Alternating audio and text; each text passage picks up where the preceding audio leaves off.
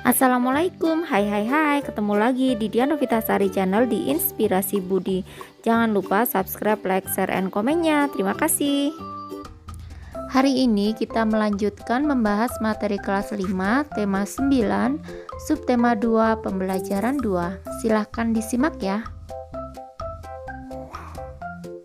Buka buku halaman 67.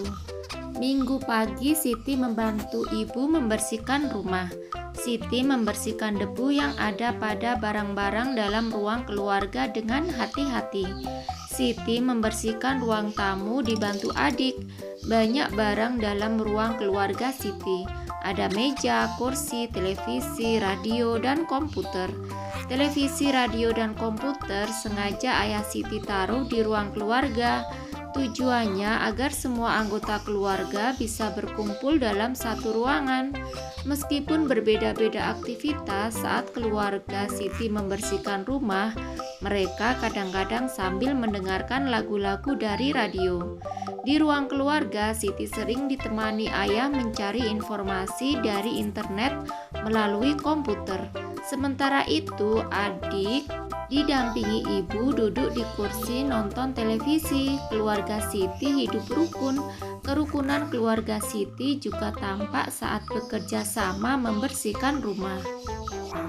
Nah, ini adalah gambar keluarga Siti sedang membersihkan rumah. Lanjut halaman 68. Di ruang keluarga Siti ada beberapa alat elektronik. Siti membersihkannya dengan hati-hati. Apa sajakah alat-alat elektronik yang ada di ruang keluarga Siti? Ayo mengamati.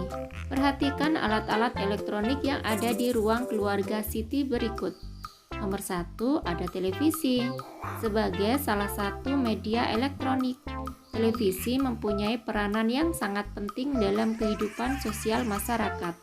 Televisi berfungsi untuk menghibur, mendidik, dan memberi informasi. Televisi memberikan banyak informasi bagi pemirsa. Salah satu bentuk informasi yang ditayangkan televisi adalah iklan. Dalam kehidupan sehari-hari, iklan telah menjadi bagian yang tidak dapat dipisahkan dari masyarakat pada umumnya. Televisi mempunyai banyak keunggulan dalam menyampaikan iklan. Oleh karena itu, iklan melalui televisi lebih menarik dan mempunyai nilai pesan yang tinggi.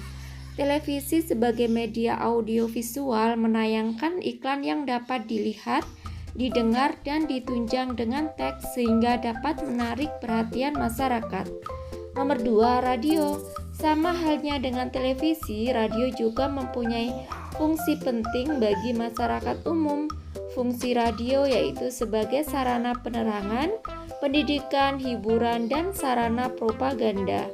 Bukti bahwa radio mempunyai fungsi sebagai sarana propaganda terlihat dengan banyaknya pemasangan. Lanjut halaman 69. Iklan yang memilih siaran radio sebagai sarana pemasangan iklannya. Iklan radio berupa kombinasi dari bunyi dan kata-kata atau voice dan efek suara atau sound effect. Iklan radio hanya dapat didengar, tidak dapat dilihat seperti iklan televisi. Oleh karena itu, radio dikenal sebagai media audio. Nah, ini adalah gambar radionya. Yang nomor 3, komputer. Seperti televisi dan radio, komputer juga sebagai media elektronik. Komputer adalah suatu alat elektronik yang mampu melakukan beberapa tugas. Komputer mampu menerima input, memproses input sesuai instruksi yang diberikan, menyimpan perintah-perintah dan hasil pengolahannya, serta menyediakan output dalam bentuk informasi. Ketika dihubungkan dengan layanan internet, komputer bisa menjadi sarana promosi atau iklan bisnis. Banyak perusahaan besar, pribadi, dan pengusaha yang menggunakan layanan internet di komputernya untuk mempromosikan atau mengiklankan produknya. Layanan internet di komputer sebagai sarana promosi atau iklan dapat menjangkau wilayah yang sangat luas dengan biaya murah. Itulah peralatan elektronik yang ada di ruang keluarga Siti. televisi, radio, dan layanan internet di komputer ternyata mempunyai salah satu fungsi yang sama, yaitu sebagai sarana promosi atau iklan. Oleh karena itu, ada istilah iklan elektronik. Berdasarkan media yang menyajikan iklan elektronik, televisi, radio, dan layanan internet di komputer dapat disebut sebagai unsur iklan elektronik. Masih ingatkah kamu dengan pengertian iklan elektronik? Lanjut halaman 70, ayo berlatih. Apakah yang dimaksud iklan elektronik? Tuliskan dalam kolom berikut. Alternatif jawabannya adalah iklan elektronik adalah iklan yang disampaikan melalui media elektronik, misalnya radio, televisi, dan internet. Dalam menyajikan iklan elektronik harus memperhatikan beberapa unsur iklan agar menarik perhatian masyarakat seperti berikut. Berikut secara umum dijelaskan mengenai unsur iklan agar menarik. Nomor 1. Perhatian atau attention. Iklan yang baik harus dapat menarik perhatian masyarakat umum. Yang kedua, minat atau interest. Setelah mendapat perhatian, unsur iklan harus ditingkatkan menjadi minat. Apabila minat sudah ada, maka akan timbul rasa ingin tahu secara rinci dalam diri konsumen. Yang nomor 3, keinginan atau desire. Iklan hendaknya mencakup cara untuk menggerakkan keinginan konsumen. Yang keempat, rasa percaya diri atau conviction. Untuk mendapat rasa percaya diri dalam diri konsumen, sebuah iklan harus ditunjang berbagai kegiatan peragaan. Kegiatan peragaan diantaranya seperti pembuktian atau sebuah kata-kata. Yang nomor 5, tindakan atau action. Tindakan merupakan tujuan akhir dari produsen untuk menarik konsumen agar membeli atau menggunakan produk dan jasanya. Lanjut halaman 71. Kamu telah mengetahui unsur-unsur iklan secara umum. Sekarang coba sebutkan unsur-unsur iklan elektronik pada radio, televisi, dan internet. Lakukan kegiatan dengan mengisi kolom berikut. Unsur iklan elektronik nomor 1. Alternatif jawabannya adalah radio, kombinasi dari bunyi dan kata-kata dan efek suara, perhatian, minat, keinginan, rasa percaya diri, dan tindakan. Untuk yang televisi, kombinasi dari suara, gambar, gerak, dan tulisan, perhatian, minat, keinginan, rasa percaya diri, dan tindakan.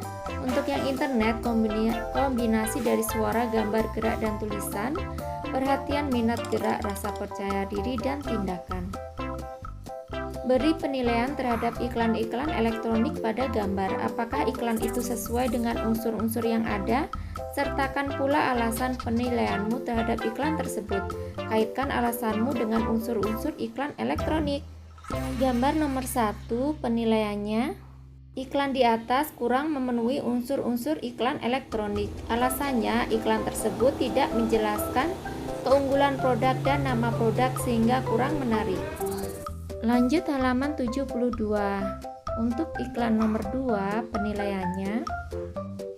Iklan di atas cukup menarik. Alasannya, iklan tersebut cukup menarik karena di dalamnya terdapat penjelasan keunggulan produk dan ada juga nama dan gambar produk. Untuk gambar iklan nomor 3, penilaiannya. Iklan tersebut sangat menarik perhatian. Alasannya, iklan berisi keunggulan produk dan nama dan gambar produk sehingga menarik perhatian. Siti dan adik selesai membersihkan ruang keluarga. Ibu dan ayah pun selesai membersihkan halaman dan lingkungan rumah. Saatnya keluarga Siti beristirahat. Siti dan keluarganya beristirahat di ruang keluarga sambil menonton televisi. Sebelum menyajikan minuman, ibu menanyakan minuman yang diinginkan ayah, Siti, dan adik. Ternyata minuman yang diinginkan ayah, Siti, dan adik berbeda-beda. Ayah ingin kopi panas, Siti ingin air putih dingin, dan adik ingin es teh. Berbeda lagi dengan minuman yang diinginkan ibu Siti. Beliau menginginkan teh panas. Siti membantu ibu menyiapkan minuman. Ibu menyiapkan hidangan kecilnya. Ibu ingin membuat bakwan. Adonan bakwan sudah ibu siapkan sebelum memulai bekerja bakti membersihkan rumah. Jadi ibu tinggal menggorengnya. Inilah adonan bakwan yang siap digoreng ibu. Lanjut halaman 74. Coba kamu perhatikan adonan bakwan yang dibuat Ibu Siti. Adonan bakwan yang terdiri atas tepung terigu dan sayuran tidak tercampur secara merata. Materi dalam adonan sifat dan bentuknya masih kelihatan. Berdasarkan ciri adonan tersebut dapat kamu ketahui bahwa adonan bakwan yang siap digoreng Ibu Siti merupakan zat campuran heterogen. Ibu segera menggoreng adonan bakwan. Sementara itu, Siti sibuk menyiapkan berbagai minuman. Inilah minuman yang dibuat Siti. Nomor 1, air dalam gelas pada gambar hanya terdiri atas satu zat, yaitu air mineral. Air dalam gelas tersebut tidak berubah rasa dan tidak berubah bentuk. Oleh karena itu, air putih dalam gelas tersebut merupakan zat tunggal. Nomor 2, segelas es teh yang dibuat Siti merupakan zat campuran heterogen. Contoh campuran heterogen adalah teh dengan air. Selain itu, ada perasan jeruk nipis dan es. Nomor 3, segelas kopi yang dibuat Siti pada gambar merupakan perpaduan 3 materi, yaitu air, gula pasir, dan bubuk kopi. Perhatikan dasar gelas pada adonan kopi tersebut. Dalam dasar gelas tampak adanya endapan kopi yang tidak larut sempurna dengan air dan gula. Berdasarkan ciri adonan kopi tersebut dapat kamu pahami bahwa air kopi termasuk zat campuran heterogen. Yang nomor 4 yaitu segelas teh manis yang dibuat Siti pada gambar merupakan perpaduan 3 materi, yaitu air, teh, dan gula pasir. Perpaduan antara air, gula, dan teh pada gelas tampak tercampur merata atau sempurna. Materi air, teh, dan gula putih tidak memisah. Berdasarkan ciri teh manis tersebut dapat kamu pahami bahwa teh manis termasuk zat campuran homogen. Lanjut halaman 75. Ayo berdiskusi, kamu telah mengetahui beberapa contoh zat pada materi. Sekarang diskusikan dengan teman satu kelompokmu untuk mencari contoh lain materi yang termasuk zat tunggal, zat campuran homogen, dan zat campuran heterogen. Berikan alasan mengapa materi tersebut termasuk zat tunggal, zat campuran homogen, atau zat campuran heterogen. Setiap kelompok minimal membuat 5 contoh materi. Buatlah laporan hasil diskusi kelompokmu. Kumpulkan hasilnya kepada Bapak atau Ibu guru untuk dinilai. Laporan hasil diskusi, nama anggota kelompoknya. Misalnya, ada Wawan, Siti, Dayu, Iwan, Made, dan Budi. Hasil diskusi materi zat tunggal. Contoh zat tunggal diantaranya tembaga, berlian, gula murni, garam dapur, baking soda, besi, air, emas murni, 24 karat, sulfur, belerang, dan timah. Alasan, karena komposisinya konstan atau tetap dan memiliki sifat yang sama atau konsisten di seluruh bagiannya. Nomor 2, zat campuran homogen. Contoh zat campuran homogen antara lain kuningan, stainless steel, tenol, cuka, baja, air, garam, sirup, udara, perunggu. Alasan, karena tidak terlihat lagi batas-batas antara zat-zat yang dicampurkan. Yang ketiga, zat campuran heterogen. Contoh zat campuran heterogen diantaranya campuran kapur dan pasir, adonan cor beton, pizza, air kapur, air kopi, es dawet, es campur. Alasannya, karena masih terlihat bidang batas antara zat-zat yang tercampur tersebut. Lanjut halaman 76. Ayo mengamati. Siti dan Ibu selesai bersamaan. Siti dan Ibu membawa air dan hidangannya ke ruang tamu. Sementara itu, ayah dan adik Siti sedang menonton pertunjukan tari di televisi. Siti tertarik pada tarian yang ditampilkan penari di televisi. Setiap tarian menampilkan berbagai variasi pada pola lantai. Ingatkah kalian yang dimaksud pola lantai? Wah, bagus ya. Formasi penarinya berubah-ubah, teriak Siti pada waktu masih kecil. Ayah Siti pandai menari. Ayah Siti juga sering ikut latihan menari di keraton. Oleh karena itu, ayah Siti paham betul apa yang diserukan oleh Siti. Ayah pun menanggapi seruan Siti, itu yang dinamakan variasi pola lantai, Nak. Kemudian ayah menerangkan mengenai pola lantai kepada Siti. Lanjut halaman 77. Gambar 1 menunjukkan pola lantai yang dilalui oleh seorang penari. Sedangkan untuk gambar 2 menunjukkan garis di lantai yang dibuat oleh formasi kelompok. Pada dasarnya ada dua pola garis dasar pada lantai, yaitu garis lurus dan garis lengkung. Garis lurus memberikan kesan sederhana tetapi kuat, sedangkan garis lengkung memberikan kesan lembut tetapi lemah. Nomor 1, pola lantai vertikal atau lurus. Ciri pola lantai vertikal atau lurus adalah penari membentuk garis vertikal, yaitu garis lurus dari depan ke belakang atau sebaliknya. Pola lantai ini banyak digunakan pada tari klasik. Pola lurus memberi kesan sederhana tetapi kuat. Berikut gambar pola lantai vertikal. Lanjut halaman 78. Nomor 2, pola lantai diagonal. Pada pola lantai diagonal, penari berbaris membentuk garis menyudut ke kanan atau ke kiri. Berikut gambar pola lantai diagonal. Untuk nomor 3, pola lantai garis melengkung. Pada pola lantai garis melengkung, penari membentuk garis lingkaran, pola lantai lengkung ular, dan pola lantai angka 8. Berikut contoh pada pola lantai garis melengkung. Bawahnya, ayo berkreasi, bentuklah kelompok yang terdiri atas 5 anak. Buatlah 5 contoh bentuk pola lantai yang ditulis atau digambar pada selembar kertas. Dari bentuk pola lantai yang kalian buat tersebut, coba beragakan di depan guru dan kelompok lain. Siti mengangguk-ngangguk setelah mendengar penjelasan ayahnya. Tidak lupa Siti berterima kasih kepada ayahnya. Ibu mengajak ayah, Siti, dan adik menikmati hidangan kembali sambil menonton acara televisi selanjutnya. Tarian daerah merupakan kekayaan khasanah budaya bangsa. Sudah seharusnya lah kita peduli terhadap tarian daerah. Bentuk kepedulian terhadap tarian daerah dapat kamu tunjukkan dengan cara menyaksikan tarian daerah, mengamati gerakan pola lantai tarian daerah, dan belajar tarian daerah. Siapa lagi yang akan peduli terhadap kebudayaan negeri sendiri jika bukan kita sendiri? Coba kamu renungkan, jika warga negara Indonesia tidak ada yang mengenali tari-tarian daerah sendiri, apa yang akan terjadi?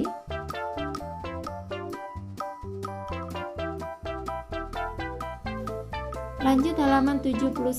Tentu kita akan malu jika tidak mengenal tarian daerah Indonesia. Justru orang asing yang mempelajari dan pandai menarikannya. Artinya mereka saja tertarik. Mengapa kita tidak tertarik dengan tarian Indonesia?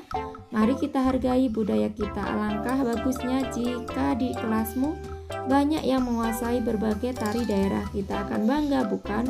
Mari kita pelihara budaya Indonesia. Ayo berlatih.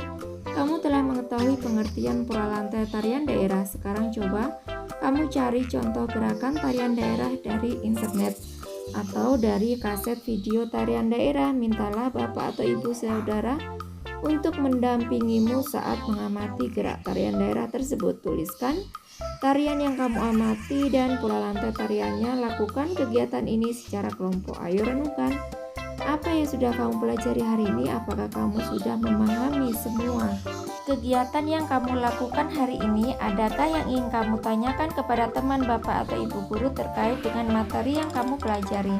Ayo bertanyalah untuk kemajuan dirimu. Kerjasama dengan orang tua. Bertanyalah kepada kedua orang tuamu, apakah waktu kecil mereka suka menari atau melihat pertunjukan karya tari? Apakah tarian yang mereka lakukan juga menggunakan pola lantai? Tanyakan pola lantai yang mereka peragakan atau mereka lihat.